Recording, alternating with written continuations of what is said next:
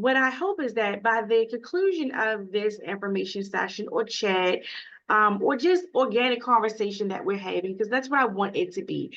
I want towards the end to open up the floor for us to talk to each other, ask questions, and hopefully I can provide information that, again, you can walk away with today, having a clear understanding of what the admissions process here is here at the University of Maryland School of Nursing, being able to discover your true potential and excel in nursing school. And it doesn't just have to be just here.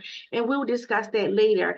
And then mainly being inspired to overcome the academic obstacles with confidence, owning your GPA and understanding it. And if along the way you have questions, if you raise your hand, I should be able to see that and I can pause and answer any questions that you have. So one of the common questions is, what is considered a low GPA? A lot of the times, as the admissions director, I see applications and unfortunately where the applicant does not get in. And then I have to have the unfortunate conversation of saying that it was a GPA. And they will often say, well, I had a 2.7 GPA. Like, I'm sure I was competitive. I got C's in all of my science courses. Like, I know that I'm a competitive applicant. So that's why I kind of want to address that. For nursing school here at the University of Maryland School of Nursing, we are looking for an applicant that has a 3.0 or higher cumulative GPA. And when I say cumulative GPA, that is all grades accounted for all the institutions that you have taken courses at.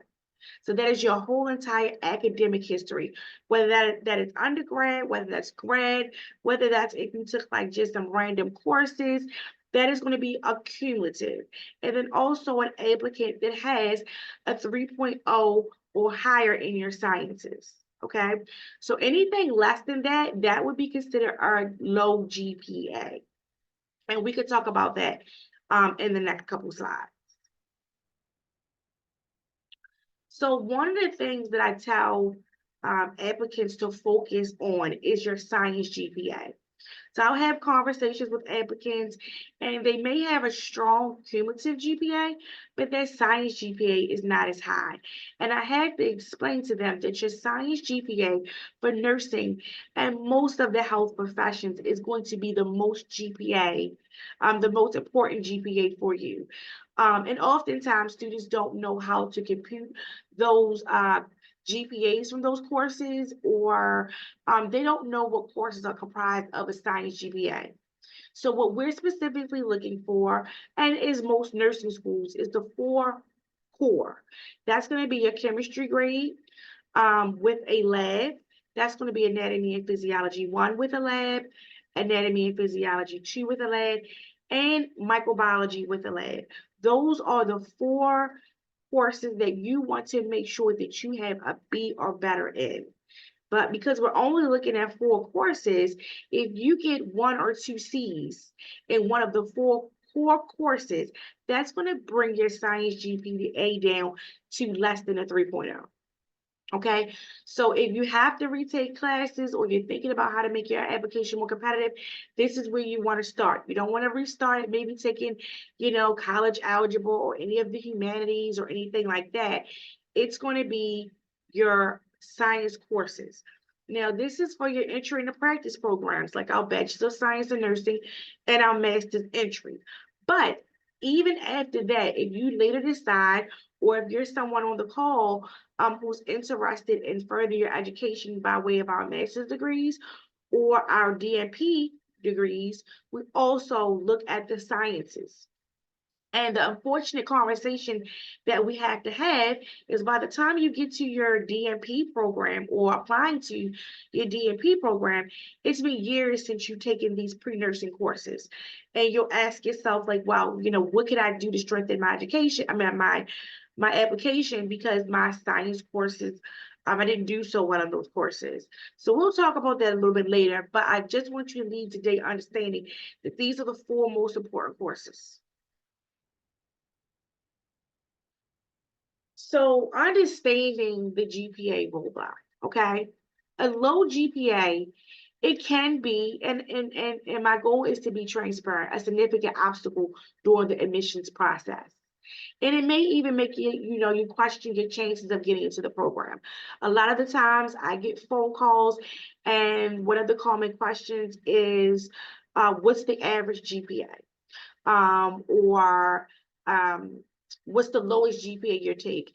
And I have to let people know that while GPA, a low GPA can be a roadblock, we are an institution that reviews applications holistically.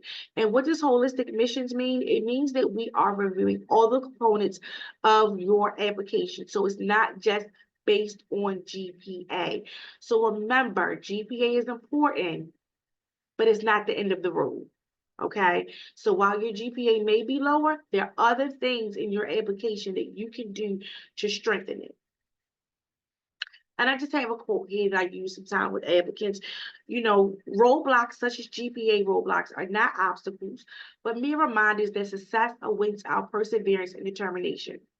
So do not allow your GPA to be the thing that discourages you from applying to a top 10 nursing school or applying to anything really in life that you want to do. So a lot of the times I tell people, don't be afraid to address your GPA. Do not hide it. Own it.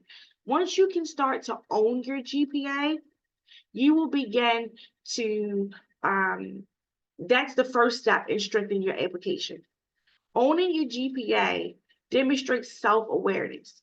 It lets us know that you are aware, you're not hiding from, and you are aware of your GPA. It offers context, okay? And we could talk about that later on with your supplemental essay, where I want you to focus on when you have a lower GPA. It shows growth and resilience, especially if you have a story to tell where your GPA may have been lower in one semester, but you owned it, you were self-aware, and now you're doing better, because that's ultimately what an admissions director or an admissions school wants to see, is that a trend where you're going upward, not downward. It reflects motivation and a goal-oriented mindset. It allows you to highlight your other achievements. And I want to focus on that because a lot of the times people will have a higher GPA and they will forget to mention and highlight the other achievements that they should be proud of in their resumes and their essay, because they feel like they're such a strong candidate. They forget those things. So by having a GPA, is it a roadblock? Yes. But what it makes you do is deep dig deep down and find other things to highlight, such as your achievements, to make you a strong, well-rounded applicant.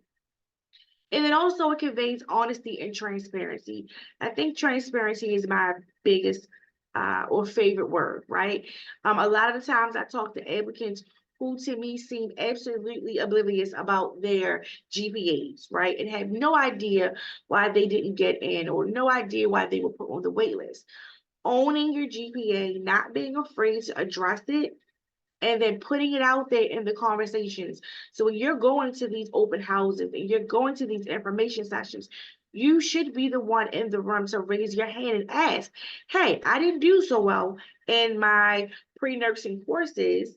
What can I do to strengthen my application? What other things can I add to my application, such as recommendation letters and essays, to strengthen my application?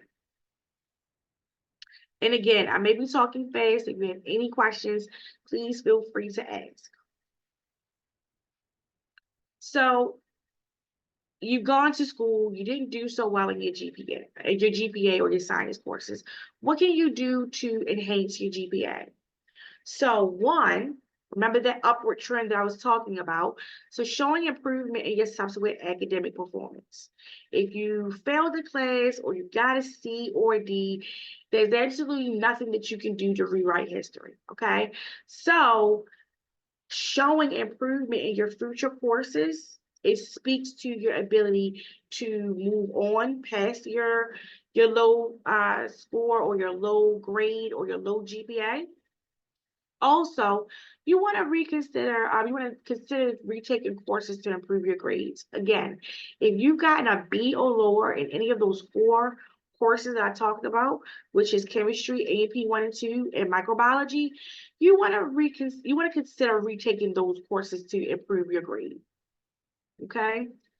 Remember, you want to shoot for a B or better in those science courses. And then also consider taking additional coursework to bring up your overall GPA.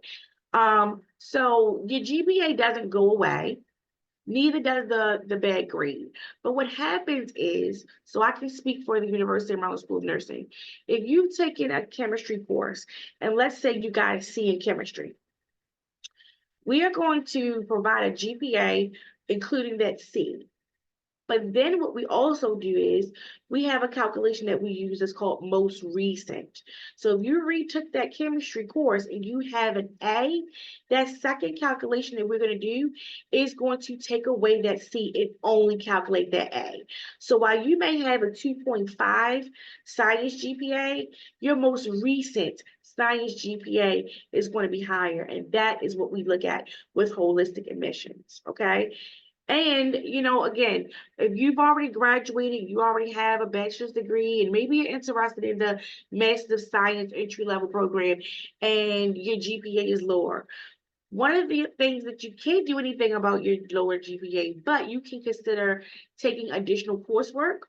That shows us that you can handle the academic rigor of a nursing program. You may want to think about taking some higher level science courses, maybe like biostatistics or something like that, higher level math classes, higher level English, and higher level science courses like inorganic or organic chemistry, things like that.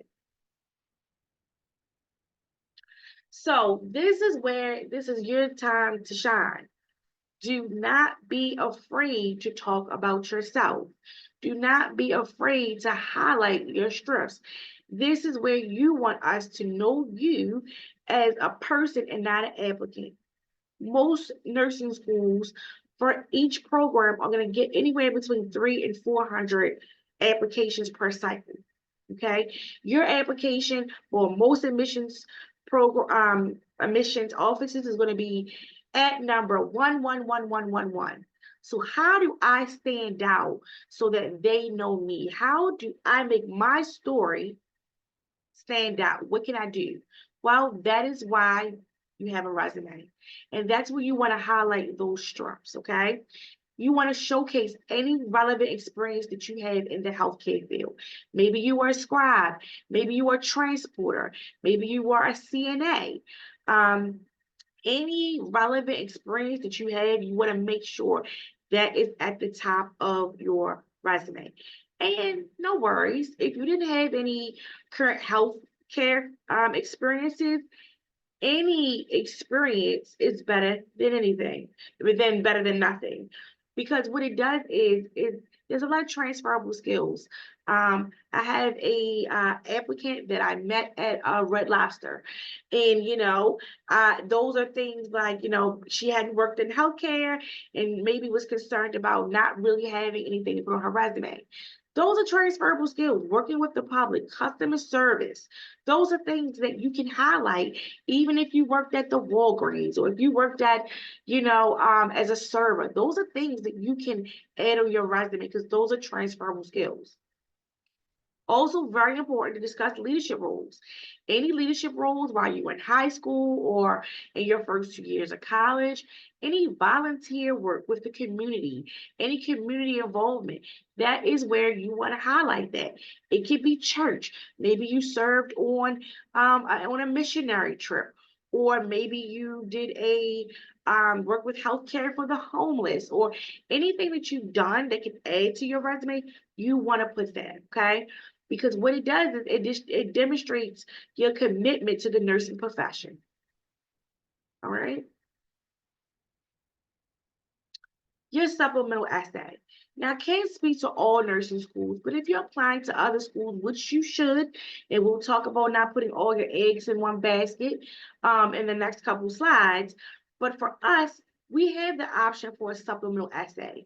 You may not see it listed many places, but if you want us to know more about you, you give us a call and say, hey, I want to add a supplemental essay. Can you add that to my admissions portal? Or if you're applying to another school and maybe the terminology supplemental essay, they don't use that, call the admissions office and say, hey, is it possible that I can submit an additional essay in addition to the prompt that you're asking?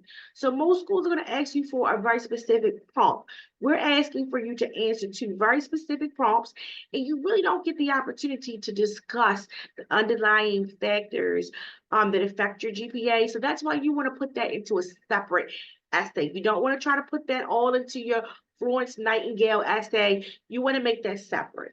So we have a supplemental essay. You give our office a call, say, hey, I want to send it in. Can you please add it to my dashboard? And you'll be able to upload it. So you want to identify the underlying factors. Detail. Detail is very important. Those personal circumstances that affected your GPA, or any any life event that happened. Maybe you were sick, a family member was sick, you were taking care of your little brothers or something like that. We want to know that. Now, in addition to that, and talking about those underlying factors, you want to make sure you end that on a note where you've demonstrated the lesson learned and how to overcome that. Okay, so maybe as you change your study techniques, maybe as you joined a study group, maybe it's that you realized you couldn't work and go to school at the same time. Maybe you had to lighten your load by taking 9 credits as opposed to 12 credits. So make sure you mention that in your supplemental essay, the underlying factors that caused your GPA to dip, but then make sure you end it with how you learned the lesson to get better. Remember, the story behind your GPA can boost your success in being accepted. So do not be afraid, whatever it is, to let the admissions committee know, because it could boost your success in being accepted. One of the last things I always tell people, do not put all of your eggs in one basket. You probably will never hear an admissions director say that, right? Why? Because we want everyone to come to the University of Maryland School of Nursing. But I also urge you to apply to more than one school, okay? For multiple reasons. You want to make sure that the school that you are applying to is a good fit for you. Not just that we're a good fit for you, make sure it's a good fit for you, okay? So make sure that you understand the mission of the institution, diversity, all the things that mean most to you. Maybe it's community involvement. How is your school invested into the community, right? So don't put all your eggs in one basket. It's okay to apply to multiple schools. And this is where I would like to open the floor up to just have some conversations, allow you to ask any questions that you have. There are a couple team members on the call from the admissions office that can answer any questions as well. So I want to open up the floor. You can take your mic off, mute, and you can also cut your camera on if that feels better for you, but no pressure. So does anyone have any questions?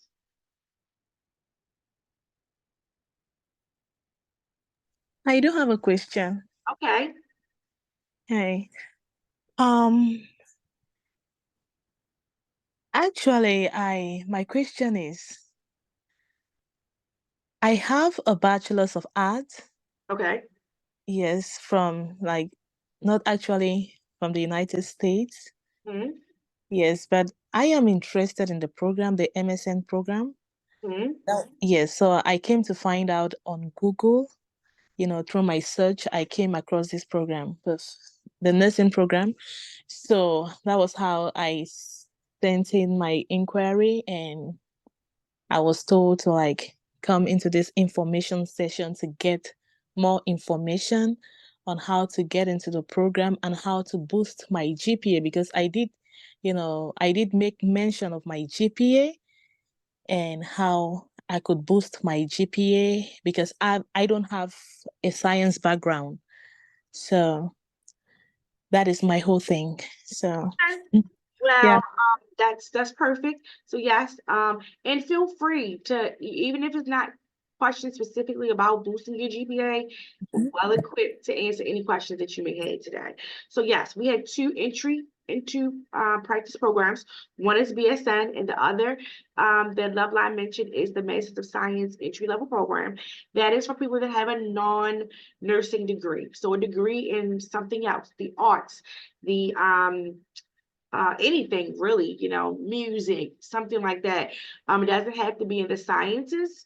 So Mhm. that we get a lot of applicants in our master's level entry program that don't have a background in sciences, and that's really what makes a well-rounded cohort. Okay, so I actually have on the call, I think she's still here, our dedicated admissions counselor. She's on the call. She can put her information in the chat. Her name is Miss Tajane Peters. Okay, so you can work directly with her.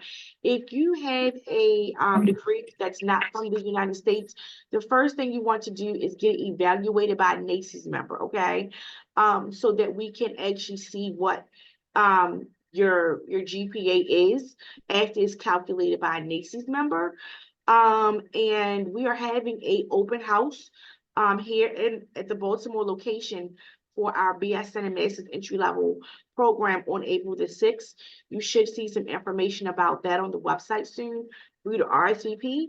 And we also have a location at Shady Grove, which is located in Montgomery County for our BSN program. And that open house is going to be on the 13th of April, I believe. So that very next Saturday. But yes, you can work with Miss Tajane. She can give you information on how to strengthen your application. And look at, you may want to submit an unofficial evaluation so we can see what courses you've taken and what courses you need to take. Okay. Okay. Yeah, I did evaluate my degree, my transcript with Okay. Spantran already. Spantran, I think it's with NACES. Okay. Yes. Yeah. Mm-hmm. Okay. So do I need to like forward it over to the school? Because I think I have it still in the envelope, but I think it doesn't matter because I cannot open it yet. Right. So, if you want to include it in your application, you cannot open it. Now, if you want us to review your courses before you apply, just to make sure that you've met the requirement. So, for our BSN program, if you don't have a degree, you have to fulfill 17 courses, which equates to 59 prerequisite credits. Now, if you already have a degree, regardless if you're applying for the Bachelor's of Science in Nursing or the Master's Entry Level program, you only need to fulfill 7 courses. So that's chemistry, A&P 1 and 2, microbiology, human growth development, statistics, and nutrition. So if you're sure that you took those classes, then you can just go ahead and apply. If you have not taken those classes, then you need to start at maybe either a community college or it could be at a four-year institution.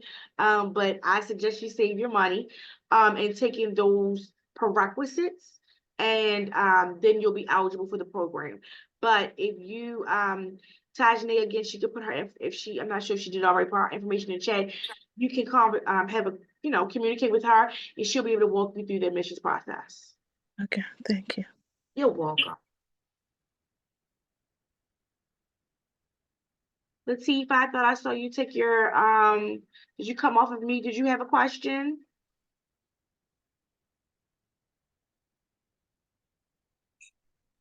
No, I sent it in the chat. Oh, okay. I'm actually not looking at the chat. Okay. All right. Thank you, Jasmine. Jasmine has been handling the chat for me and Tajane. Um, okay. Thank you, guys. Does anybody else have any questions for me? Or if you feel like now is not the time and maybe you don't have a question or you don't want to ask your question in front of everyone, I can put my information in the chat and you can contact us at a later date and we'll be more than happy to assist you. We do counseling sessions Monday through Friday from 10 to 2. You can walk in our office or you can sign up to do it virtually. We also have a chat feature located at the lower right hand corner of our website, where if you just have a quick question, you can get your question answered, or you can also email us, Jasmine, at nrsundergradadmissions@umaryland.edu.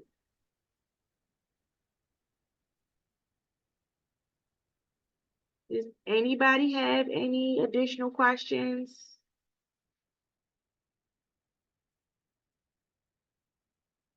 Okay, if not, the contact information is in the chat for us. You can always give us a call. Again, we're here Monday through Friday. Counseling sessions are from 10 to 2. I'll stay on for a second just in case if anyone wants to ask a specific question. But if not, thank you guys for joining. Please do not forget to come to our open house. Again, the Baltimore one is on April the 6th, and the Shady Grove one is on the 13th. Thank you guys for joining. Thank you. You're welcome.